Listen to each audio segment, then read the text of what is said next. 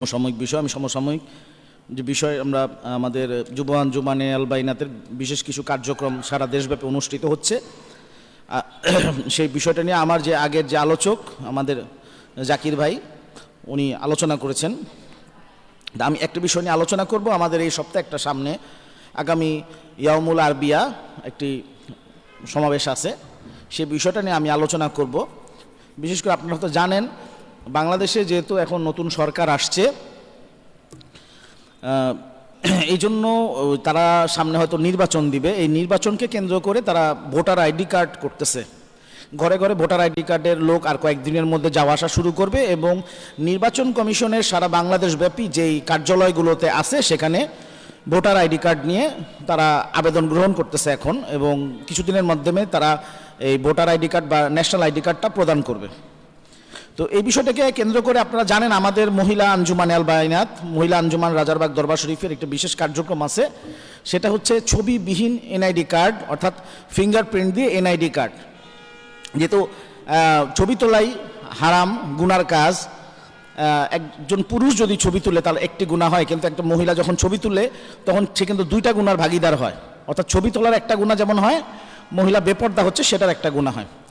তো এই বিষয়টিকে কেন্দ্র করে অনেক পর্দানসীন মহিলা, বিশেষ করে আমাদের মামদু হযরত মুর্শিদ কিবলা আলাইহিসসালাম, হযরত আম্মা হুজুর কিবলা আলাইহিসসালাম, ওনাদের আম্মা হুজুর কিবলা আলাইহিসসালাম ওনার মোবারক সোহবতে যেসব আমাদের পীর বোনরা আসে, ওনারা অনেকেই ছবি তুলেন না এবং এনআইডি করেননি। তো যার কারণে দেখা গেছে যে এই এনআইডি না করার কারণে বাংলা একজন নাগরিক হিসেবে তার যে প্রাপ্য অধিকার এবং মৌলিক অধিকার, একটা মানুষ হিসেবে কিছু মৌলিক অধিকার আছে, এই মৌলিক অধিকার থেকে প্রতিনিয়ত বঞ্চিত হচ্ছেন। এবং অনেক আমাদের পীর বোন আছেন যারা অনেক কষ্টে দিনাতিপাত করছেন। তো এই বিষয়টা নিয়ে আমরা 2022 সাল এবং 2023 সালে দুটি সংবাদ সম্মেলনের আয়োজন করেছিলাম। একটি আয়োজন করেছিলাম জাতীয় প্রেস ক্লাবে, অন্যটি আয়োজন করেছিলাম 2002 সালে আয়োজন করা হয়েছিল জাতীয় প্রেস ক্লাবে, এবং 2003 সালে আয়োজন করা হয় সেটা হলো ডিআরইউ, ঢাকা রিপোর্টার্স ইউনিটিতে। দুটি স্থানে আমরা আমাদের দাবিগুলো পেশ করেছিলাম যে জাতীয় পরিচয়পত্রে ছবিবিহীন ফিঙ্গারপ্রিন্টের মাধ্যম দিয়ে, বায়োমেট্রিক ফিঙ্গারপ্রিন্টের মাধ্যম দিয়ে মহিলাদেরকে যেন জাতীয় পরিচয়পত্র বা ন্যাশনাল আইডেন্টি কার্ড দেওয়া হয়। তো এখন পর্যন্ত যারা আছে তারা এই দাবিগুলো পূরণ করে নাই। তো এটাকে কেন্দ্র করেই আগামী বুধবার আমাদের আরেকটি সমাবেশ ইনশাল্লাহ অনুষ্ঠিত হবে। এটা আপনাদেরকে একটু জানিয়ে রাখলাম, কারণ এটা নিয়ে অনেক কাজ আছে। আগামী বুধবার ইলেকশন কমিশন অফিসের সামনে একটা আমাদের সমাবেশ অনুষ্ঠিত হবে, এবং সেখানে আমরা ইলেকশন কমিশনার বরাবর একটি স্মারকলিপি প্রদান করব, এবং সেখানে ভিতরে একটি সংবাদ সম্মেলনের আয়োজন হবে ইনশাল্লাহ। তো আমরা আশা করতেছি এই অনুষ্ঠানের পরে মামদু হযরত মুর্শিদ কিবলা আলাইহিসসালাম, হযরত আম্মা হুজুর কিবলা আলাইহিসসালাম ওনাদের দয়াদার ইহসান মুবারকে এই বিষয়টি সারা দেশব্যাপী অনেক আলোচনা হবে। তো আলোচনা যখন একবার উঠবে, আলোচনাটা কিন্তু থামানো যাবে না। এটা সারা বাংলাদেশব্যাপী এই যে আলোচনা, এই দাবিটা কিন্তু ছড়াই দিতে হবে।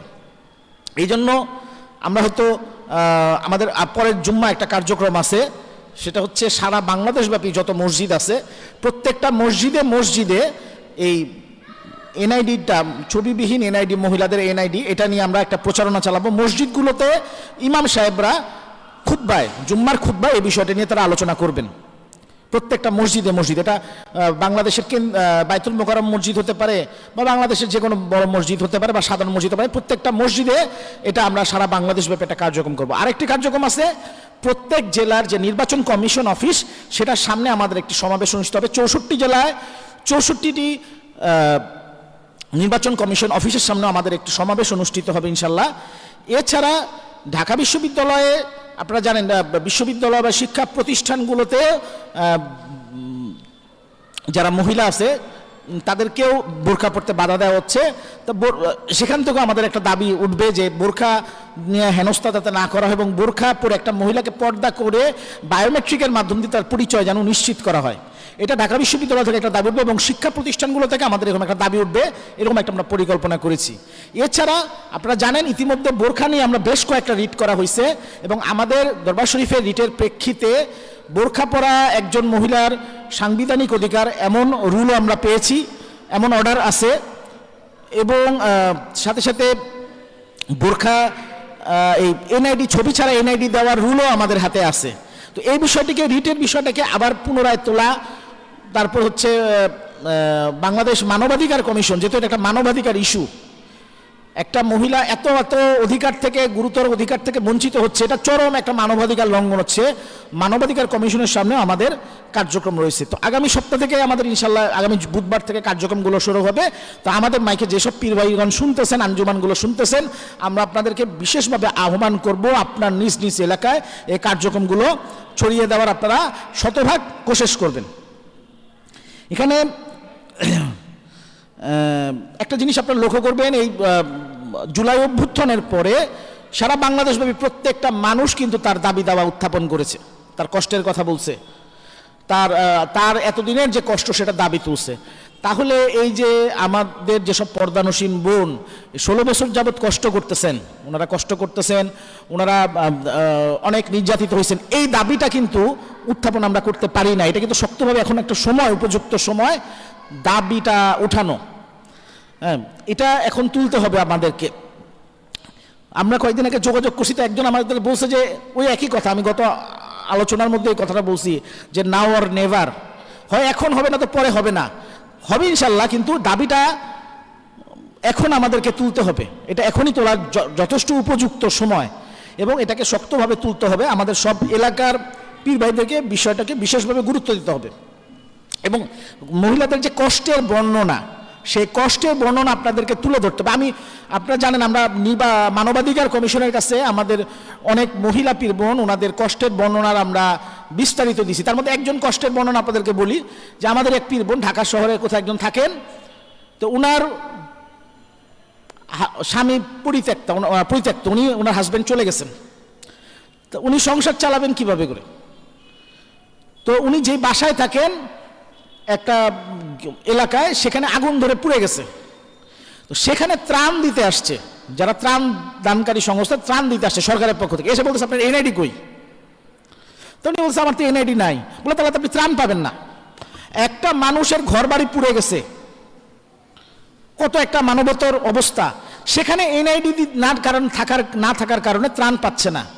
একজন পীর বোনের মানে সন্তান বৃত্তি পাইছে, আর্থিক অসচ্ছল, বলতেছে মায়ের এনআইডি না আসলে দিলে তাকে দেওয়া হবে না।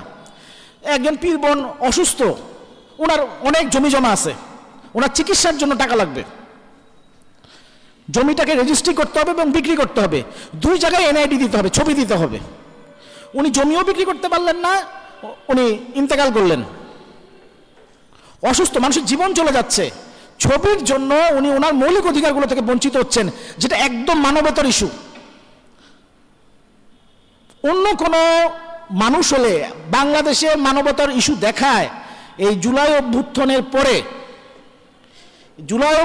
পরে জেলখানার গেটগুলো খুলে দেওয়া হয়েছে, জেলখানার ভিতরে যত অপরাধী আছে সব অপরাধী বাইরে বেরিয়ে গেছে, সব মাফ করে দেওয়া হয়েছে, সবাইকে সবকিছু দিয়ে দেওয়া হলো। তো পর্দানসীন যারা মহিলা, তাদের পক্ষে দাবি দেওয়া কোথায়? তাদের দাবিটা আসলে কে বলবে? পর্দানসীন মহিলারা তো আসলে ওভাবে বাইরে যেতে পারে না, কথা বলতে পারে না।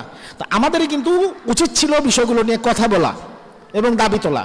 এখন যেহেতু আমরা উদ্যোগটা নিয়েছি, আমরা আপনাদের প্রতি আহ্বান করব, আপনারা সবাই এই উদ্যোগে শতভাগ অংশগ্রহণ করবেন। কষ্টের কথাগুলো মানুষকে বলেন। এগুলো আসলে কি, যখন মানুষকে বলা হয়, মানুষ নানান ধরনের প্রশ্ন করে। অনেকে বলে ভাই এটা দিয়ে কি হবে, এটা কি হবে, এটা তো নিরাপত্তা ইস্যু, সারা বিশ্বের কি কোথাও হয়? হ্যাঁ বলবেন, হয় ভাই, সারা বিশ্বের অনেক জায়গায় হয়। ছবিবিহীন এনআইডি অনেক দেশে আছে। তারা যেটাকে সবচেয়ে বড় রাষ্ট্র মনে করে কাফেরদের, আমেরিকাতে খ্রিস্টানদের মধ্যে অনেক দল আছে, অ্যামিশ, মেনোনাইট, এরকম অনেক দল আছে খ্রিস্টান। তারা ছবি তুলে না, ছবি তোলা তাদের হারাম। তারা সরকারের কাছে আবেদন জানাইছে, সরকার তাদেরকে এনআইডি দিছে, জাতীয় পরিচয়পত্র দিছে। তো তাদের দেশে ছবিবিহীন এনআইডি হয়, আমাদের দেশে কেন হবে না? সবাই সবার অধিকার পাচ্ছে, সবাই সবার দাবি তুলতেছে, তাহলে আমাদের দেশে কেন হবে না? আমাদের দেশে আমাদের 2002 সালে, যখন 22 সালে আমাদের পীর বোনরা যখন ছবিবিহীন এনআইডির দাবি তুলে, তখন এটা নিয়ে একটা টেলিভিশনে একটা সাক্ষাৎকার নেয় এক মহিলা। ওই সময় 2008 সাল থেকে যে নির্বাচন কমিশনার ছিল, এটার নির্বাচন কমিশনের যে ছবি তোলার দায়িত্বপ্রাপ্ত ছিল এক লোক, এক আর্মি অফিসার, তার একটা সাক্ষাৎকার ছাপা হয়। সেখানে তাকে জিজ্ঞেস করা হয় যে এই বিষয়টা নিয়ে আপনারা কি বলেন, মহিলা আঞ্জুমানে দাবি তুলছে। তখন ওই লোক বলতেছে যে হ্যাঁ, এটা তো আসলে সত্যি, এরকম অনেকে দাবি তুলছে। আমরা যখন এই মহিলাদের ছবি এনআইডির বিষয়টা তুলতে গেলাম, আমাদের সারা বাংলাদেশে অসংখ্য মহিলা, তারা ধর্মপ্রাণ মহিলা, তারা ছবি তুলতে অস্বীকার করছে এবং তারা পুরুষের সামনে ফিঙ্গারপ্রিন্ট দিতে অস্বীকার করছে, যে হাত বের করতে হয়, হাত দিয়ে নিতে হয়। তখন যে সাক্ষাৎকার নিচ্ছে সে বলছে তখন আপনারা কি করলেন? তো সে বলতেছে তখন আমরা কি করলাম, আমরা আলেম ওলামাদের মাধ্যমে, মানে সে কিছু বলছে, তারা কিছু ওলামায়ে সু ভাড়া করে আমরা তাদেরকে কাউন্সিলিং করলাম, তাদেরকে বুঝাই আমরা সেখান থেকে সরায় আনার চেষ্টা করলাম। নাউজুবিল্লাহ। এই যে একটা মানুষ ধর্মীয় দ্বীনি অনুভূতি পোষণ করে, বাংলাদেশের সাংবিধানিকভাবে কেউ যখন কেউ দ্বীনি অনুভূতি পোষণ করে, তখন ওইটাতে কিন্তু হস্তক্ষেপ করার অধিকার সংবিধানই তাকে দেওয়া হয় নাই। কিন্তু সে মিসলিড করার জন্য সে করতেছে কি, সে তার মতো একটা ওলামায়ে সু ভাড়া করতেছে, ওই মহিলার দ্বীনি অনুভূতিটাকে মানে ঘুরানোর জন্য সে একটা ওলামায়ে সু ভাড়া করে তাদের কাউন্সিলিং করাচ্ছে। কাউন্সিলিং করাই হচ্ছে যাদের মানসিক রোগ আছে, যারা মানসিক অসুস্থ, পাগল, তাদেরকে। একটা মহিলা সে কোরআন শরীফ হাদিস শরীফ অনুসারে পর্দা করে, তারা বুঝায় তারা বেপর্দা বানাবে। নাউজুবিল্লাহ। এই যে লোকটা বলছে, আমি এটা ইয়াটা আমি সেভ করে রাখছি, যখন সুযোগ হবে তাকে এটা দিয়ে আমরা আইনিভাবে ধরবো এক সময়, ইনশাল্লাহ আইনিভাবে ধরবো, যে তুমি আজকে একটা মুসলমান মহিলাকে তোমরা এই কাজ করতেছো, তোমরা কাফেরকে কখনো তার ইয়া থেকে সরাইতে পারবা? মামদা মুশফিকুল হাসান একটা কথা বলেন, আপনারা শুনছেন, যে হিন্দুদের মহিলারা ইয়া পায় না, আপনার সম্পত্তির অধিকার পায় না, এটা হিন্দু ধর্মে নাই। মহিলাদেরকে তারা সম্পত্তির অধিকার দেয় না। তো এটা নিয়ে হিন্দুদের বর্তমান গত সরকার যেটা তারা করলো কি, একটা আইন পাশ করতে চাইলো যে হিন্দু মহিলাদেরকে আইনের মাধ্যম দিয়ে সম্পত্তির অধিকার দিবে। সাথে সাথে হিন্দুরা রাস্তায় নেমে গেল যে আমাদের ধর্মে হাত দিবেন না, তাদের ধর্মে হাত দেওয়া যাবে না, তোমরা অন্য আইন করো, আমাদের ধর্মে হাত কেন দাও? সাথে সাথে গত যে জালেম সরকারটা ছিল তারা কিন্তু তার অবস্থান থেকে সরে আসছে। তারা কিন্তু হিন্দু ধর্মে আঘাত দিতে পারে না, হিন্দু ধর্মের আইন পরিবর্তন করতে পারে না। মুসলমান ধর্মের আঘাতে হাত দেয় তারা, মুসলমানদের দ্বীনি অনুভূতির মধ্যে হাত দেয়, কোরআন হাদিসে হাত দেয় তারা। নাউজুবিল্লাহ। আপনি দেখবেন যে অনেক ওলামায়ে সু তারা ফতোয়া দেয় মুখ খোলা জায়েজ। নাউজুবিল্লাহ। এখন মানে একটা কথা হলো কি, তারা যদি হিসাব করে সব ধর্ম বলেন, সব মতবাদ, যদি কোনো মতবাদ থাকে, এটা নিয়ে কিন্তু অনেক মতভেদ আছে।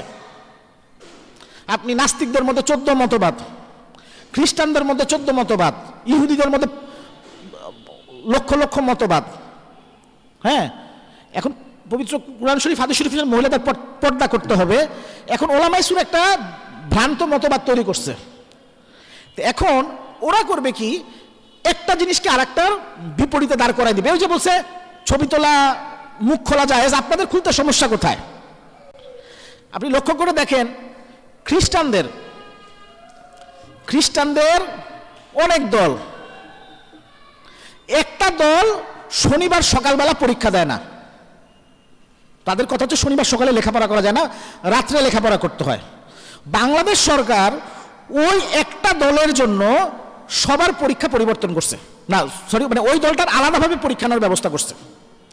তখন কিন্তু সরকার বলে না যে না, দুইজনের জন্য দুই নিয়ম করা যাবে না, বা এই দল পালন করতেছে ওই দল কেন করবে না। এক দলকে আরেক দলের বিরুদ্ধে দাঁড় করায় দেয় না, বরং তাদের প্রত্যেক দলের কথা শুনে। এখন মুসলমানদের মধ্যে যদি ভ্রান্ত দল থাকেও, তাহলে কি এক দলকে দিয়ে আরেক দল দমন করবে? এক দলকে দিয়ে আরেক দল দমন করতে পারবে? এটা তো ঠিক হবে না। এই কথাগুলো কিন্তু আমরা বলতে হবে। আমরা যখন দলিল প্রমাণে লেগে যাই, না আমার দলিল প্রমাণ দরকার নাই, আমার এটা আমি যেটা প্র্যাকটিস করি সেটাই আমার দিনী অনুভূতি, আমি যেটা কোরআন শরীফ হাদিস শরীফ অনুসারে বুঝছি এটা আমার দিনী অনুভূতি। এখন কে কি বললো, কে কি মানলো না মানলো, এগুলো তো আমার দেখার বিষয় না।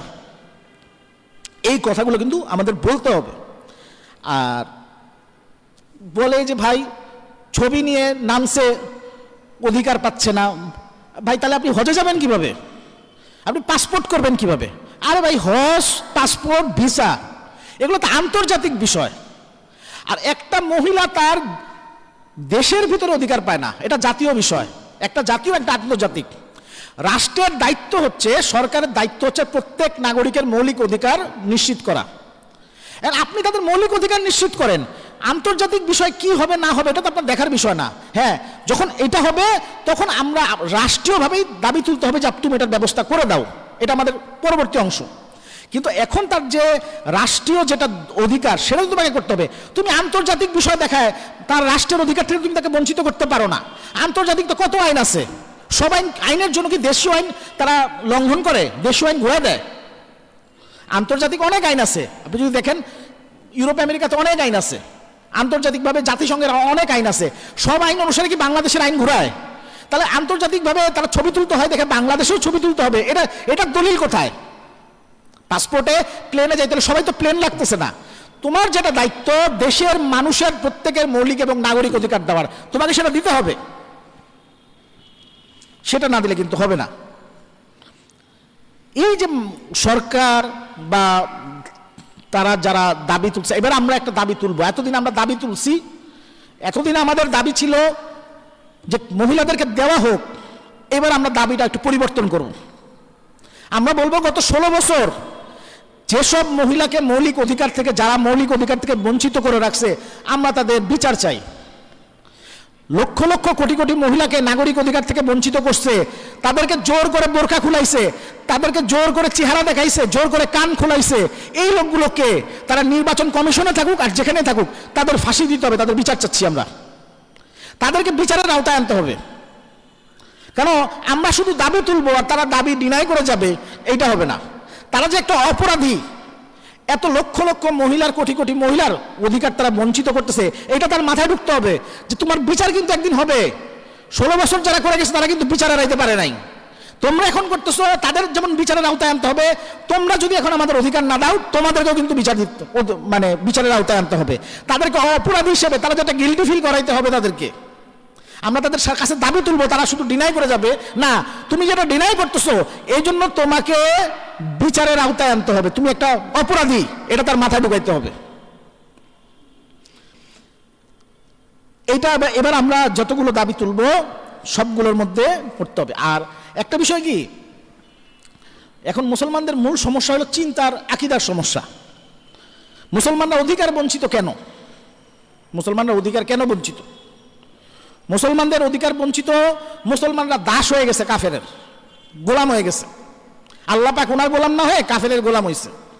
এই গোলামিত্বটা হচ্ছে দাসত্ব, হচ্ছে চিন্তার দাসত্ব। একজন মানুষ যে দাস হয় তাকে কিন্তু বন্দুক দিয়ে দাস বানায় নাই। একটা মানুষকে খাঁচায়, পশুর মতো খাঁচায় বন্দি করে রাখে নাই, জেলখানায় বন্দি করে রাখে নাই, চিড়িয়াখানায় বন্দি করে রাখে নাই, কিন্তু তার মন মস্তিষ্ক দাস বানায় দিছে। এই জন্য চিন্তার দাসত্বই সবচেয়ে বড় দাসত্ব। তাকে চিন্তা চেতনায় ঢুকাই দিছে। একটা মানুষকে যখন আমি এটা বলি যে ছবিবিহীন এনআইডি লাগবে, সে প্রথমেই বলে ভাই এটা তো সম্ভব না। এই যে তার মাথায় ঢুকছে সম্ভব না, এটাই তার দাসত্ব, এই জন্যই হয় না। আজকে যদি সে বলতো যে হ্যাঁ সম্ভব, হবে না কেন? সারা বাংলাদেশ কত নিয়ম কানুন, অনিয়ম, তার দুর্নীতি, ঘুষ চলতেছে, বোরখা পরে একটা মহিলা, না না, এটাতে অনেক দুর্নীতি হয়ে যাবে, অনেকে সুযোগ পেয়ে যাবে। আরে ভাই সুযোগ, কত দুর্নীতি, কত ঘুষ, কত কিছু হচ্ছে জানেন আপনারা? সেগুলো আপনারা বলেন না। একটা বোরখা পরা মহিলা ছবি না তুললে অনেক সুযোগ পেয়ে যাবে। এই যে একটা মুসলমান যারা নিজেরাও বোরখা পরে বা নিজেরা বোরখাকে সাপোর্ট করতেছে, এই যে সেই চিন্তাটা করতেছে, এটা হবে না। এটাই একটা দাসত্ব। এই দাসত্বকে আগে ভাঙতে হবে। সবাইকে চিন্তা করতে হবে যে না এটা হবে। প্রথম চিন্তা করতে হবে হ্যাঁ এটা হবে, হবে না কেন? 100 বার হবে। আল্লাহ পাকের আইন, আল্লাহ পাক ওনার আইন, এটা হবে না কেন? আল্লাহ পাক বানাইছেন যে কায়নাত, সে কায়নাত এটা হবে, এটা আমার আপনার চিন্তার দাসত্ব, এই দাসত্ব ফেলাই দেন। দ্বিতীয়ত, আপনি একটা ভালো কাজ করতেছেন, সবাই বলবে হ্যাঁ ভাই খুব ভালো খুব ভালো, সাপোর্ট দিবে, মুখে মুখে বলবে, না ভাই এটা না। কাজে যখন নামবেন আপনি একা, আর কেউ নাই, সব চুপ হয়ে গেছে, আপনার কাছের লোকও হবে না। মানে ভাবখানা এমন যে আপনি আর আপনার আল্লাহ পাক মুসা আলাইহিস সালামকে যখন বলছেন বনী ইসরাঈলা যুদ্ধ করেন, না, এই চিন্তা থেকে আমাদের বেরোয় আসতে হবে। মুসলমানরা যখন একটা উদ্যোগ নিবে, দ্বীনি উদ্যোগ নিবে, তখন আপনাকে এখানে সাহায্য করতে হবে। আপনি যে অবস্থায় থাকেন, আপনি মুখে বলেন আমি শরিয়া কায়েম চাই, আমি খিলাফত চাই, একটা মুসলমান যখন দ্বীনির কোনো একটা বিষয় আগায় গেছে, আপনি আস্তে করে এড়াই যান কেন? আপনি আস্তে করে লুকায় যান কেন? আপনি আস্তে করে চুপ হয়ে যান কেন? আপনি সেটাতে অংশগ্রহণ করেন। উনি যে কাজটা নিছে, এখন বোরকা পরা মহিলা করতেছে, আপনি তারা দাবি তুলছে, আপনি আপনার ওয়াইফ বোরকা পরে না, ঠিক আছে মানলাম, আপনি বোরকা পরেন না, সেটাও মানলাম, কিন্তু আপনি তাকে জন্য সাহায্য করেন, অনেকভাবে সাহায্য করা যায়। আপনি তাকে সময় দেন, সে একটা আন্দোলন করতেছে, সেখানে যান, আপনি সেটাকে দাবি তুলেন। আপনি পারতেছেন না, আপনার পকেটের টাকা আছে, আপনি টাকা দেন, আপনি টাকা দিয়ে বলেন এই তোমরা এই কাজটা করো, আমি আসি, টাকা দিয়ে দিলাম, আমি পারলাম না, সময় দিলাম না তো অর্থ দিলাম, আমি অংশগ্রহণ করলাম। আপনার এমন একটা লোকের সাথে পরিচয় আছে যারা সমাজে প্রভাব রাখে, ইংরেজিতে বলে ইনফ্লুয়েন্সিয়াল, আপনি তার কাছে যান, গিয়ে তাকে এটা বুঝান, আপনি তাদেরকে গিয়ে বুঝান, আপনি একটা বাসে উঠছে সবাইকে বুঝান, আপনি একটা মসজিদে গেছে সবাইকে বুঝান, আপনি একটা ক্লাসরুমে গেছে সবাইকে বুঝান, আপনি আপনার পরিচিত সবাইকে বুঝান যে না এটাতে আপনারা সাপোর্ট দেন, এই জিনিসটা আপনারা করেন, সবাইকে বুঝান। এই যে আপনি জিনিসটাকে নেটওয়ার্কিং করলেন, ছড়াই দিলেন, এটা আপনার একটা কাজ হইল। যে যে অবস্থানে আছে, মুসলমানরা যখন একটা দাবি তুলবে, তখন সবাই হ্যাঁ বলেন, সবাই সেটাকে সাপোর্ট দেন। এগুলো ফেসবুক মানে সামাজিক যোগাযোগ মাধ্যমে স্ট্যাটাস দেন, সিরাতুল মুস্তাকিম স্ট্যাটাস দেন, অন্যান্য সামাজিক যোগাযোগ মাধ্যমে স্ট্যাটাস দেন যে না আমাদের এটা লাগবে। রাস্তায় গেলে রাস্তায় বুঝান। মানুষের চিন্তাধারায় কাফের মুশরিক একটা কুফরিটা ঢুকাই দিছে। তারা বলে তথ্যের ফ্লাডিং, তথ্যের বন্যা, দিতে দিতে দিতে দিতে সে চিন্তা করে কুফরি ছাড়া ভালো হবে না। ইউরোপ আমেরিকা থেকে ফ্লাডিং করে বাংলাদেশের মানুষের মন মস্তিষ্ক ঘুরাই দিছে। আপনি বাংলাদেশে থেকে আপনার পাশের মানুষটার মন মস্তিষ্ক ঘুরাইতে পারেন না কেন? সে তথ্য ফ্লাডিং করে, আপনি ফ্লাডিং করেন, আপনি বন্যা বয়ে দেন, সবাইকে গিয়ে গিয়ে বলেন, হয় সময় দেন, নয়তো টাকা দেন, নয়তো নেটওয়ার্কিং করেন, যেখানে যেখানে মানুষ আছে সবাইকে একত্রিত করেন, সবার মধ্যে থেকে দাবি উঠুক, গণদাবি উঠুক যে না এটা হবে, লাগবে না, এটা হবে না, ছবি লাগবে না, ছবির কোনো দরকার নাই। দুইজন চমচ ভাই হলে তাদেরকে আপনারা ছবি দেখে কিভাবে নির্ণয় করবেন? বলবেন, আপনি বলবেন ভাই দুইজন চমচ ভাই হলে তাদেরকে কিভাবে নির্ণয় করবেন? এই যে এখন নির্বাচন কমিশন একটা দিছে, আপনারা একটা বিজ্ঞপ্তি দিছে, আপনারা দেখছেন কিনা জানি না, যাদের ছবি পরিবর্তন করতে চায় তারা চাইলে এনআইডি কার্ডের ছবি পরিবর্তন করতে পারবেন। তাহলে একটা মানুষ যদি তার ছবি পরিবর্তন করতে পারে, যে জিনিসটা পরিবর্তিত হয় সেটা কি পরিচয় শনাক্তের কোনো মাধ্যম? যেমন মানুষের জন্ম তারিখ, এটা কিন্তু পরিবর্তন হবে না কখনো। মানুষের ফিঙ্গারপ্রিন্ট, এটা কখনো পরিবর্তন হয় না। চোখের ভিতরে যে আইরিশ আছে, চোখের একদম ভিতরে খাঁচকাটা, এটা কিন্তু কখনো পরিবর্তন হবে না। পায়ের আঙ্গুলের ছাপ পরিবর্তন হবে না। হাতের এই যে থাবা, পাম্প বলি, এটা কখনো পরিবর্তন হবে না। এই কানের একটা শেপ আছে, এটা পরিবর্তন হয় না। এরকম অনেক কিছু আছে। এই যে ফিঙ্গারপ্রিন্ট, এটা তো পরিবর্তন হয় না। তাহলে যেটা পরিবর্তন হয় না, ফিঙ্গারপ্রিন্ট, এটা দিলেই হয়। ছবি যদি পরিবর্তনই করা যায় তাহলে ছবির দরকার কি? ছবি যদি পরিবর্তন করা যায় তাহলে এটা দরকার কি? আর একটা মহিলা সে চাচ্ছে, তার তো উদ্দেশ্য ভালো, উদ্দেশ্য ভালো না। যার উদ্দেশ্য খারাপ সে তো চাবে না, সে তো চাবে যে সরকারের কাছে আমি নিবন্ধন না হয়ে আমি কি কি অকারেন্স করতে পারি। এই যে এখন ধরেন লাখ লাখ কোটি কোটি মহিলা সরকারের আওতাভুক্ত নয়, আল্লাহ পাক না করুক এই মহিলাদের মধ্যে কোন একটা মহিলা অকারেন্স করলো, সরকারের ডাটাবেস থেকে কিন্তু এটা পাওয়া যাবে না। এটা তো ভালো, এটা রাষ্ট্রের নিরাপত্তার জন্য ভালো, তারা আসতে চাচ্ছে। এই যে কয়েকদিন আগে এই জায়গাটার নাম কি, ওই হাতির ঝিল না কোথায় জানো, এক মহিলার না কোথায় যেন একটা লাশ পাইল, মহিলার চেহারা বিকৃত হয়ে গেছে, অনেক দিন পানিতে ছিল, ডুবে মারা গেছে, চেনা যাচ্ছে না। তো মহিলার ফিঙ্গারপ্রিন্ট দিয়ে মহিলাকে যাচাই করলো। আজকে যদি মহিলার ফিঙ্গারপ্রিন্ট না থাকতো, চেহারা দিয়ে যাচাই করতে পারলো না কেন? আর সরকারের রাষ্ট্রের সবচেয়ে গুরুত্বপূর্ণ যে স্পটগুলো, গুরুত্বপূর্ণ স্পট জায়গা, সেখানে কিন্তু ফিঙ্গারপ্রিন্ট চলে। ব্যাংক খাতে চরম দুর্নীতি, একজন পাঁচ নাম ব্যবহার করে টাকা উত্তোলন করে নেয়। গত 1 বছর আগে বাংলাদেশ ব্যাংক একটা প্রজ্ঞাপন জারি করলো, এখন থেকে ব্যাংককে লোন নিতে হলে ফিঙ্গারপ্রিন্ট দিতে হবে। ফিঙ্গারপ্রিন্ট দিয়ে ব্যাংক লোন নেয়। এখন ব্যাংক লোন নিয়ে চুরিচামারি বন্ধ হয়ে গেছে। এই যে যেখানে ফিঙ্গারপ্রিন্ট হয় সেখানে কিন্তু চুরিচামারি বন্ধ হয়ে যায়। ওরা বলতেছে উল্টা কথা, ওরা বলতেছে ছবি না তুললে তো চুরিচামারি হবে। বাস্তবতা হচ্ছে ছবি দিয়ে দুর্নীতি করা সম্ভব, ফিঙ্গারপ্রিন্ট দিলে দুর্নীতিবাজদের দুর্নীতি বন্ধ হয়ে যাবে। এই যে সরকারের বিভিন্ন লোকজন যে জায়গায় জায়গায় দুর্নীতি করে না, দেখবেন অফিসে গিয়ে, ওই যে ভূমি অফিসে গিয়ে দেখবেন একজন আরেকজনের নিয়ে নেয়। যখনই ফিঙ্গারপ্রিন্ট দিবে, যার জমি সে ছাড়া কেউ পাবে না। তাহলে তারা কিন্তু এটা করা কিন্তু ব্যাপার না, করতেছে না কেন? তাদের দুর্নীতি বন্ধ হয়ে যাবে। ব্যাংকে যেমন দুর্নীতি বন্ধ হয়ে গেছে।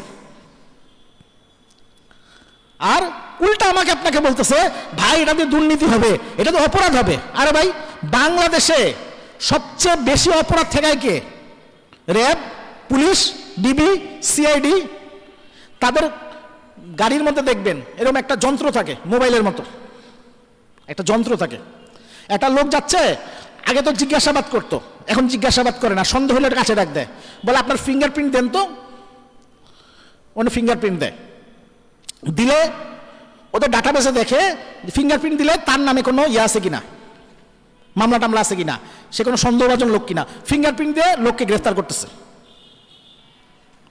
পুলিশ র্যাব কিন্তু ঠিকই ফিঙ্গারপ্রিন্ট দিয়ে যাচাই করে। আর এরা মানুষ এত অশিক্ষিত হয়ে গেছিল, কিচ্ছু জানে না। আমি সেদিন একটা পত্রিকা অফিসে গেছি, পত্রিকার চিফ এডিটর আমাকে বলছে এটা তো অবৈজ্ঞানিক। আরে ভাই, ছবি এখন অবৈজ্ঞানিক, বৈজ্ঞানিক হচ্ছে ফিঙ্গারপ্রিন্ট। আপনি জানেন না, কিচ্ছু জানে না। মানুষ এত মূর্খ হয়ে গেছে, কিচ্ছু জানে না যে আধুনিক বিশ্ব চলে গেছে এখন ফিঙ্গারপ্রিন্টের দিকে। ছবিতে কিচ্ছু হয় না। বিশেষ করে এআই, আর্টিফিশিয়াল ইন্টেলিজেন্স আসার পরে ছবির কোনো গুরুত্বই নাই। মানে ধরেন আমি আর এই ভাই দুজনে মিলে একটা এনআইডি বানাইছি, এআই কে বলবো যে আমার চেহারা আর ওনার চেহারার ছবি মিলায় একটা নতুন চেহারা বানায় দেন, যেই চেহারাটা আমিও ব্যবহার করতে পারবো, ওই ভাইও ব্যবহার করতে পারবে। সে করবে কি, এআই দিয়ে একটা ছবি বানাই দিবে, একই ছবি, আমরা দুজনই ওটা ব্যবহার করতে পারবো।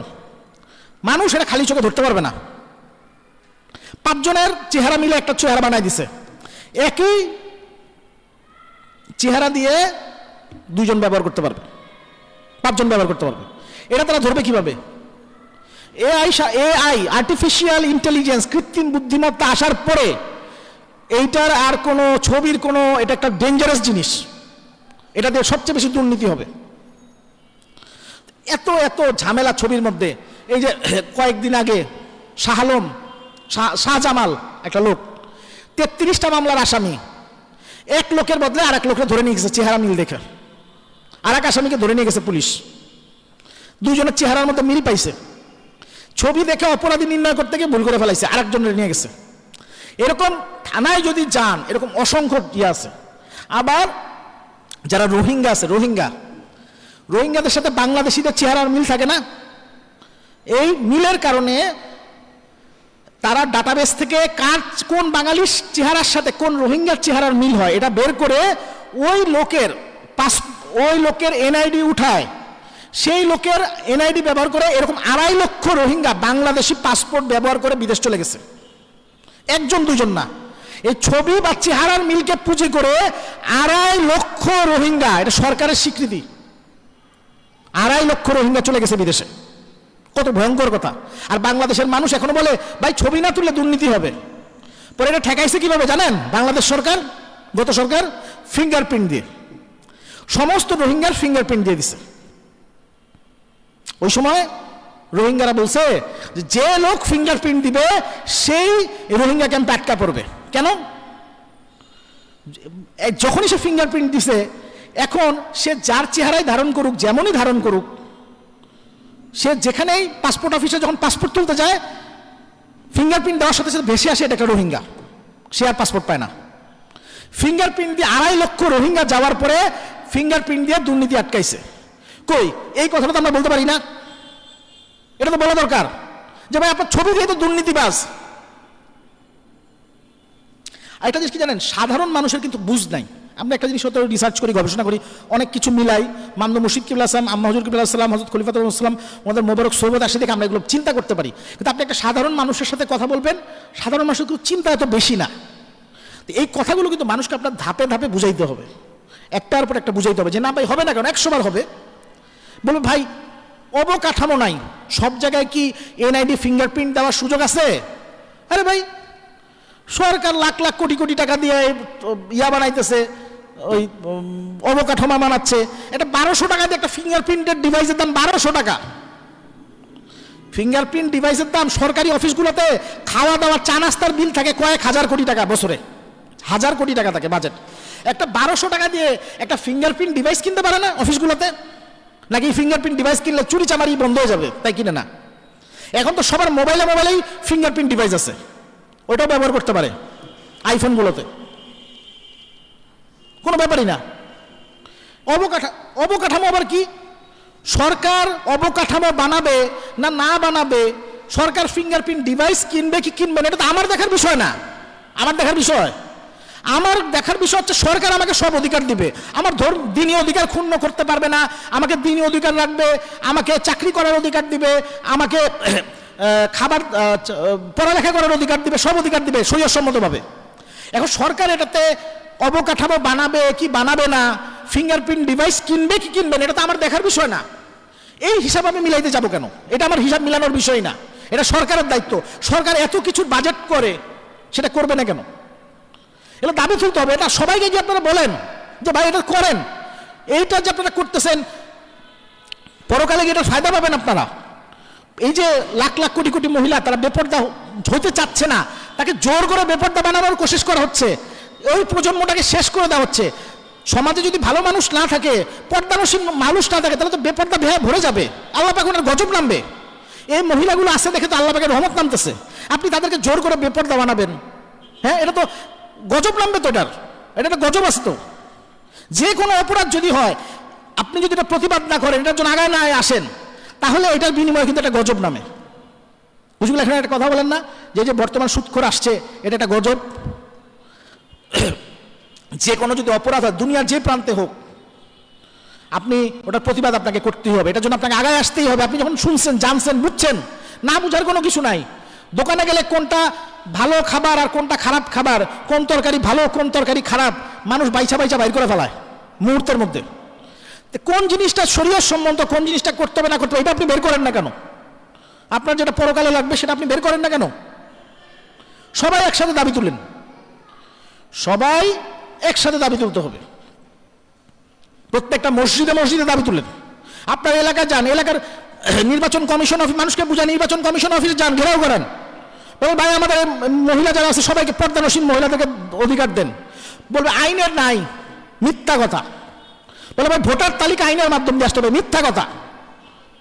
আইনে আছে, সব আছে, বাংলাদেশের আইনে সব আছে, মুসলিম মহিলাদের অধিকারের পক্ষে আছে। এই যে পরিচয় নিবন্ধন আইন, সম্ভবত একটা 2010 সালে পাশ হয়েছে, একটা 23 সালে পাশ হয়েছে, একই। সেখানে ছবিকে কিন্তু ছবিকে কিন্তু অন্তর্ভুক্ত করা হয় না পরিচয় নিবন্ধনের জন্য, বায়োমেট্রিক অন্তর্ভুক্ত করা হয়েছে। আবার দুইটা অপশন রাখা হয়েছে, এক সে ভোটার আইডি কার্ডের মাধ্যম দিয়ে পাবে, আর একটা কেউ যদি ব্যক্তিগতভাবে আবেদন করে নির্বাচন কমিশন অফিস তাকে আবেদনের প্রেক্ষিতে এনআইডি দিতে বাধ্য থাকবে। কিন্তু আপনি যান, আমিও গেছিলাম, আমাকে বলছে ভাই ভোটার তালিকা আইনের মাধ্যম দিয়ে আসেন, যেহেতু ভোটার তালিকা আইনের ছবি আছে তাহলে আপনাকে ছবি তুলতে হবে।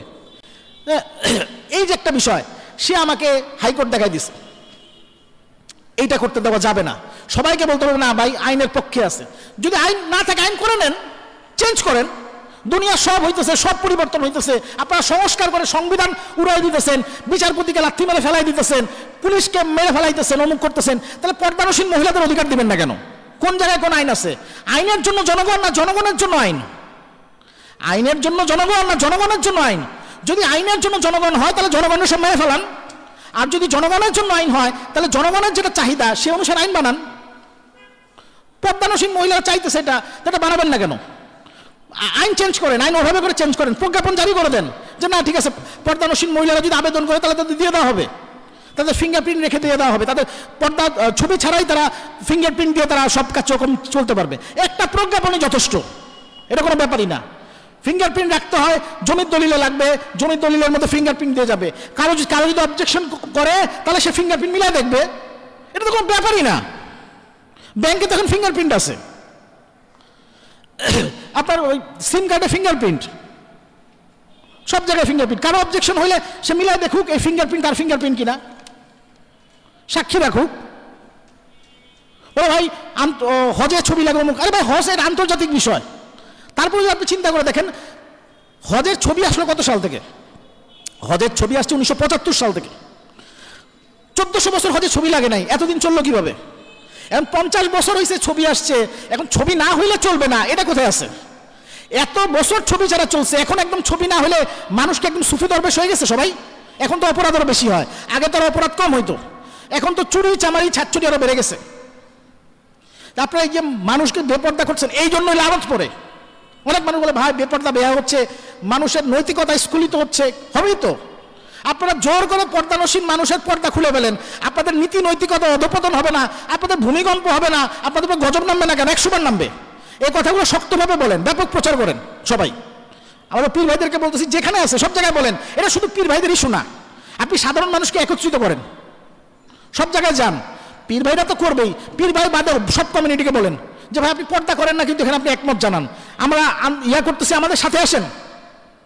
আমরা ডিসি অফিসের সামনে আন্দোলন করব, আমরা নির্বাচন কমিশনের সামনে আন্দোলন করব, আমরা মানবাধিকার কমিশনের সামনে আন্দোলন করব, আমরা প্রধান উপদেষ্টা